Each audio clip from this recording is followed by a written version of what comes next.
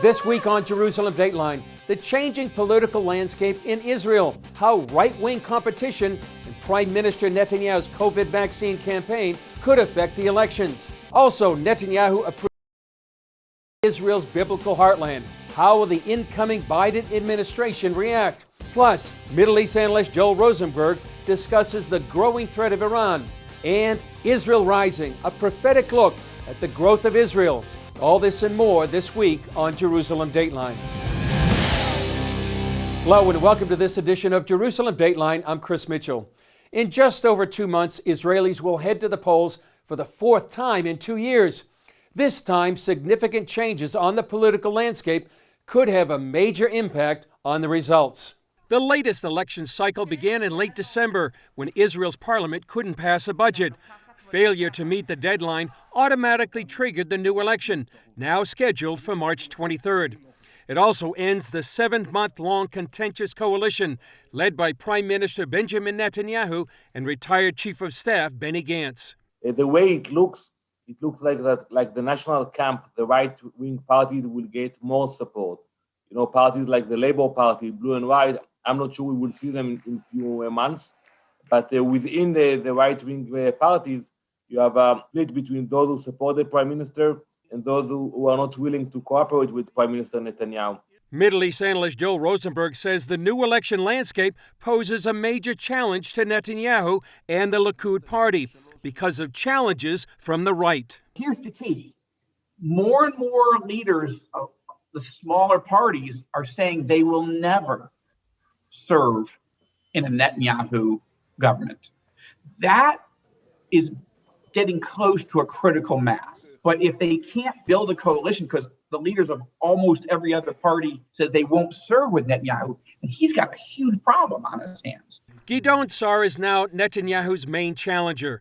Once a Likud party leader and the Prime Minister's cabinet secretary, he's moved to form his own party called New Hope. So now there is a real full-right Likud-type alternative.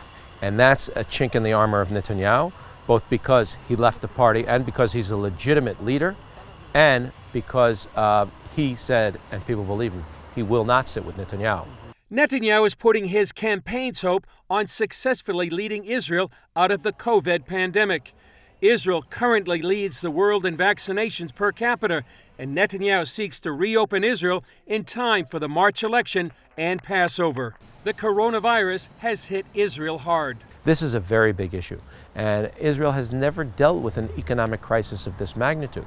So Israelis are very concerned. It affects everything, but they also feel that their leadership, their elected leadership, kind of abandoned them for personal reasons. Other factors Israeli voters will likely consider include the Iranian threat, Netanyahu's upcoming corruption trial, and the potential impact of a Biden administration on issues like the Abraham Accords.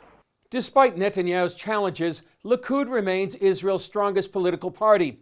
If Netanyahu can show significant progress against the coronavirus pandemic, expand the Abraham Accords, and keep Iran at bay, he could again confound experts who have his political obituary already written. The fractured political landscape, however, makes predicting this election's outcome extremely difficult. Israeli Prime Minister Netanyahu has made a bold move that some say could anger President-elect Joe Biden days before his inauguration. CBN Middle East correspondent Julie Stahl has that story. The move in question? Prime Minister Netanyahu's authorization to build hundreds of housing units in Judea and Samaria. It's important to understand that now we are entering a more difficult time with President Biden, who will soon be coming into office. And so Netanyahu is trying to take advantage of the moment before Biden takes office to create a few facts on the ground. Netanyahu has his own political concerns as well, with Israel facing another election in March. One way of getting support from the right-wing voters is by announcing there's going to be new building in Judea and Samaria. It doesn't mean he's going to follow through on it after he's elected. 100 of the 800 approved housing units are in Tal Menashe, the home of the late Esther Horgan. She died in a terror attack while walking near her home last month. I think it's a suitable answer to the horrific murder that happened here 3 weeks ago, where our enemies here are trying to end life. We intend to add life. There will be some sort of retribution. We will add more life here and add more families here, and our enemies will know that the murder will not help them and will not benefit them in any way. Reclaimed during the 1967 Six-Day War, Israel considers Judea and Samaria its biblical heartland, promised to the Jewish people by God. Palestinians and much of the world call it the West Bank, view it as occupied territory, and want to see it become part of a Palestinian state. David Rubin, former Shiloh mayor and author of Trump and the Jews, said Trump has been very good for Israel. President Trump has been the best president in history, in the history of United States-Israel relations. Among his accomplishments are recognition of Jerusalem as Israel's capital and moving the U.S. Embassy to Jerusalem. That's a fait accompli. Biden's not going to go back on that. Then, of course, the recognition of the strategic Golan Heights in the north as Israel's sovereign territory. The recognition that the Jewish communities in Judea and Samaria are not illegal, which is a big change from what Obama, Bush, Clinton, what they all were saying before that. And in a dramatic shift of U.S. policy, Secretary of State Mike Pompeo recently became the first top U.S. diplomat to visit Jewish communities in Israel's biblical heartland. Palestinians were angered by many things Trump did, including his Jerusalem moves, defunding of the UN body responsible for Palestinian refugees, and the Abraham Accords between Israel and 4 Arab states. While Biden is considered to be a friend of Israel, he is also expected to be more sympathetic toward the Palestinians. Rubin says he hopes Biden won't pressure Israel to give away its biblical heritage. Being fair-handed means that you do what's right. And what's right is that the land of Israel was given by the God of Abraham, Isaac, and Jacob to the people of Israel. That's what's right. And that's what Joe Biden has to learn about. Meanwhile, the foreign ministers of Germany, France, and Jordan met in Egypt. They released a statement urging the resumption of credible negotiations between Israel and the Palestinians and reaffirmed their support for a two-state solution. So for Israel, the heat is on. Some fear the favor Israel had with Washington during the last 4 years is likely to be replaced by pressure the Jewish state felt before Trump took office. Julie Stahl, CBN News, Jerusalem. Billionaire casino magnate Sheldon Adelson has died at the age of 87. The son of immigrants, he was a fervent supporter and major donor of Republican, Jewish, and Israeli causes, and a champion of the Jewish state. One must understand that Sheldon was a giant Jewish patriot. He worked to strengthen Israel, to strengthen the ties with the United States, to strengthen ties with the diaspora. Sheldon Adelson was a close friend of mine, a great Zionist, a great leader. We all speak about his philanthropy, but I want to share with you his involvement in diplomacy. He took part in many historical decisions. One of them is that moving the embassy from Tel Aviv to Jerusalem. She always told me, don't be shy about your Zionism. Speak up for Israel, fight for Israel. And he did it day and night, and we are grateful for that. Coming up, Iran is already challenging the new American president. How should he respond?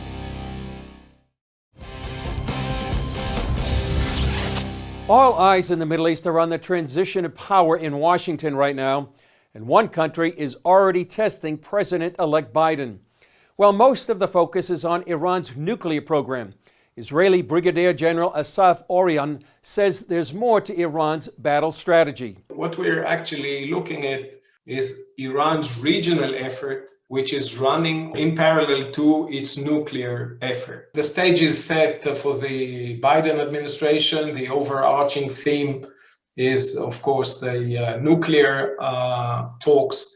But while we focus on the nuclear as the most severe threat, we shouldn't overlook Iran's dual strategy of doing also indirect proxy warfare across the Middle East.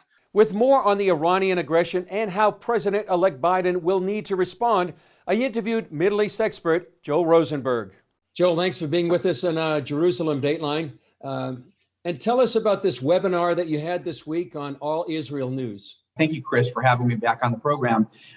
Look, since we started All Israel News and our sister site, All Arab News, on September 1st, but there's so much anxiety that we're finding in emails, text, social media that we're receiving by people in the United States, but other places around the world about the transition. Obviously, what's going on in Washington has been hugely controversial, very painful to watch. I'm just grieving that, having lived in Washington for 24 years. But there's also a lot of, okay, well, now what? Where is the Biden administration going? How will that affect Israel? How will that affect U.S. policy towards Iran? Because President-elect Biden is saying that he's going to go back into the JCPOA, the Joint Comprehensive Plan of Action, i.e. the Iran nuclear deal. What does that mean? And Iran is now saying they're going to 20% enrichment of uranium, which really puts them in the category that they would be dangerously close of being able to build nuclear weapons from that pretty quickly. I would just remind the audience that Prime Minister Netanyahu, he said this at his UN speech a few years ago, This is the red line, which Israel would have to attack. So these and many other issues, what are the next countries that are going to go into a peace treaty with Israel and so forth? These are questions we're getting. Just following up on Iran, do you see this lays out the possibility of a direct conflict between Iran and Israel over the nuclear program? Iran is provoking a conflict. I think a big question is whether President Biden and his team can figure out a way to stop them. I mean, negotiation would be a good way to do it. Nobody wants a war in this region. Again, we're in a relative season of quiet compared to the last 20 years of, since 9/11, let's just say as our benchmark. And we've had wars in Iraq and wars in Afghanistan and civil wars and the implosion of Syria, the rise of ISIS, the caliphate, genocide. It's just been horrific. But Biden is going to be tested. And Iran is already saying, essentially, we're testing you.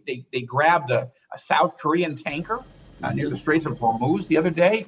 They're driving towards 20% enriched uranium, which is just sort of the borderline between low enriched uranium and high enriched. And when you move past 20, the technical process to get to 90, 95%, military grade, weapons grade uranium is actually not that much. I know the numbers sound small, 20%, you got to get to 90, but technically from the experts that I talked to, it's really a fast process after that.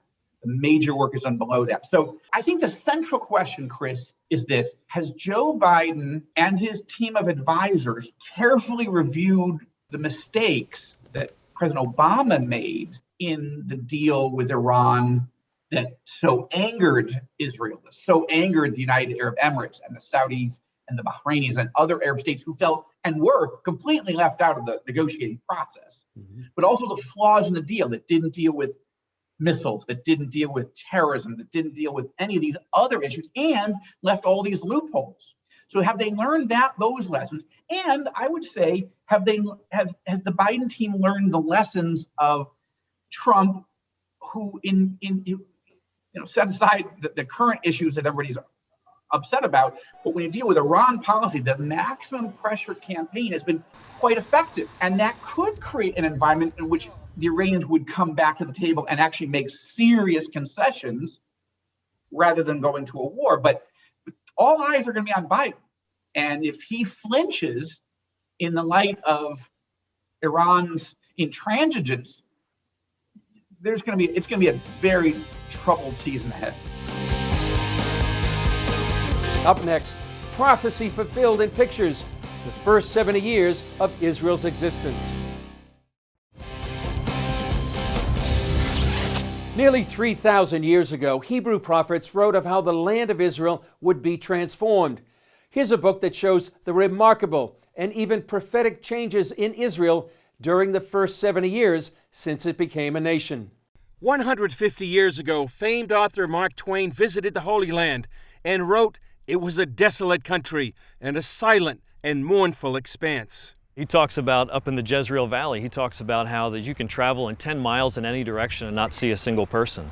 And so one of the towns that we did some photography was of a small town of Afula, which is really off the map as far as many Westerners are concerned, but it was established in the early 1900s. So 50, 60 years after Mark Twain, there's a small Jewish settlement. Today it's a booming Israeli city that we've been able to match side by side perfect photography with it.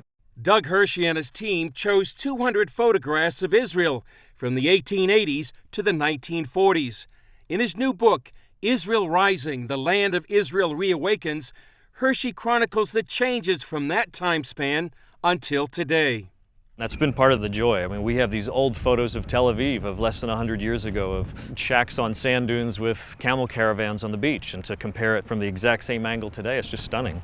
The book follows Ezekiel's promise, where in chapter 36, verse 8, the prophet declared, "But you, O mountains of Israel, you shall shoot forth your branches and yield your fruit to my people Israel, for they are about to come." We think of prophecy being to kings or to people or nations, but he's prophesying to the land that when Israel returns as a nation, branches will put forth fruit, waste cities will be rebuilt, people and beasts will be multiplied on the land will be cultivated and sown. These side-by-side photos show the transformations.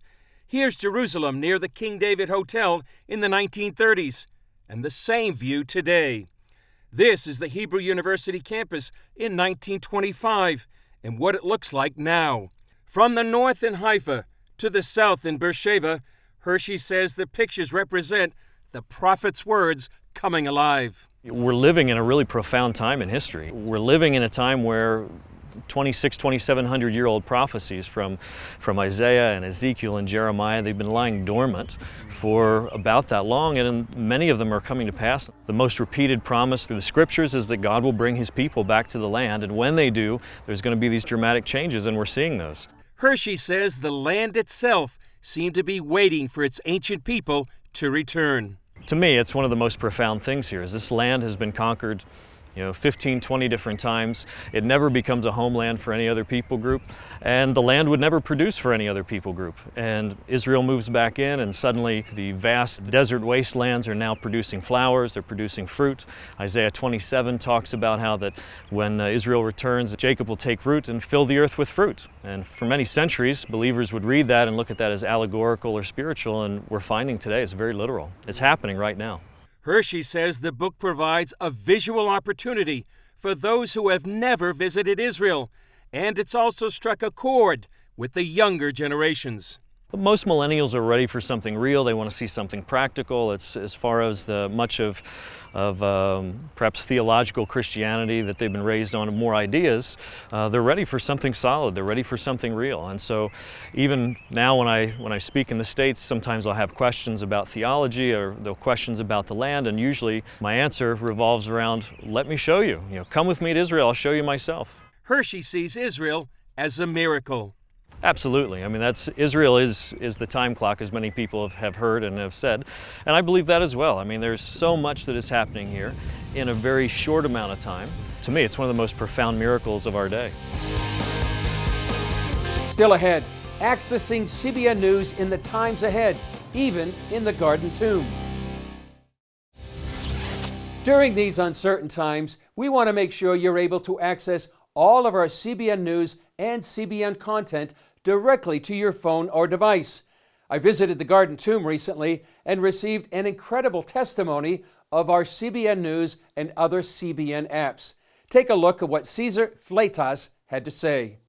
Hi, I'm here in the Garden Tomb with Cesar Fleitas. That's right. And Cesar, you were just telling me something about the CBN News app. Tell me about that. Absolutely. Well, we have a little device, that turns, your TV into a smart TV, Mm-hmm. and we're looking for apps, especially news, and we came across the CBN app, and it's the CBN Family, and also you have the Mm-hmm. CBN News, and you can watch and stream, all the programs from CBN directly on your TV. But also the CBN radio is available on Yeah. it. You get to listen to worship, and it's phenomenal. And we love it. It's one of our favorite apps. Why do you like it so much? Because I have access is at any moment, especially if I miss Jerusalem Dateline, then I can go back and then watch it again at any moment, because it's recorded and stored there. Well, it's a great endorsement. So you would recommend people to download the app? Absolutely. Yeah. Absolutely. Yes, we watch it, and also Superbook. We have a little daughter, she's 3.5, and we love watching the Superbook show. So we get to watch it with Mariah as So well. when you're saying we, you're talking about the whole family. The You can whole either family. Superbeck to CBN News. That's right. CBN Radio. Every Wednesdays, at home we have something called the FFC, the Flatus Family Church at home. So with my wife and my daughter, we watch, together a Bible story, and we have a discussion. And we like to use this Superbook material because it is very solid, very close to the biblical text, and that's the reason why we like to use that as a resource for our, teaching at home. Well, that's great. Great to hear about your church. And thanks, Cesar. I'm so glad you enjoy the app and the Superbook and all the CBN programming. Oh, praise God. Well, Yeah. thank you guys. Yeah. So take a look at that. Download the CBN News app, as well as all the CBN programs for you and your family. Cesar, thanks so much. Oh, you're very welcome. By the way, that was an unrehearsed and, as you can see, heartfelt testimony. Well, that's all for this edition of Jerusalem Dateline. Thanks for joining us. Remember, you can follow us on Facebook, Twitter, Instagram, and YouTube. And you can also access CBN content, as we heard, through our CBN News and other CBN apps. And don't forget to sign up for our email blast so you can continue to receive all of our exciting CBN content. I'm Chris Mitchell. We'll see you next time on Jerusalem Dateline.